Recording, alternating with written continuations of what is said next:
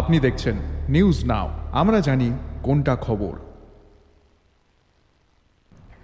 শুধুমাত্র একজন চিকিৎসকের খুন নয়, আরজি করে ঘটনা গোটা দেশ জুড়ে আরো বড় প্রশ্ন তুলে দিয়েছে।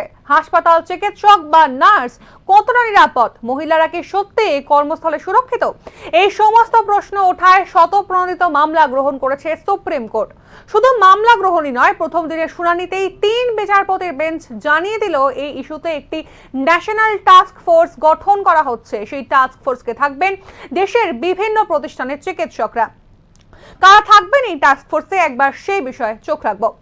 সার্জেন্ট ভাইস অ্যাডমিরাল আরতি সরেন থাকবেন, ডক্টর নাগেশ্বর রেড্ডি থাকবেন, ডক্টর এম শ্রীনিবাস, ডক্টর প্রতিমা মূর্তি, ডক্টর গোবর্ধন দত্তপুরী, ডক্টর সৌমিত্র রাওয়াত, অধ্যাপক অনিতা সাক্সেনা, অধ্যাপক পল্লবী সাপ্রে, ডক্টর পদ্মা শ্রীবাস্তব।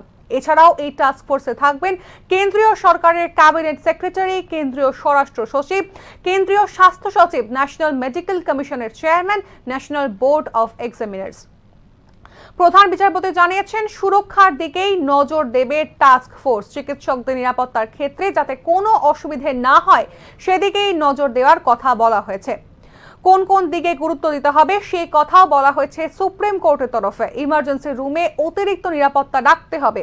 অস্ত্র নিয়ে যাতে কেউ প্রবেশ করতে না পারে তার জন্য পরীক্ষার ব্যবস্থা করতে হবে।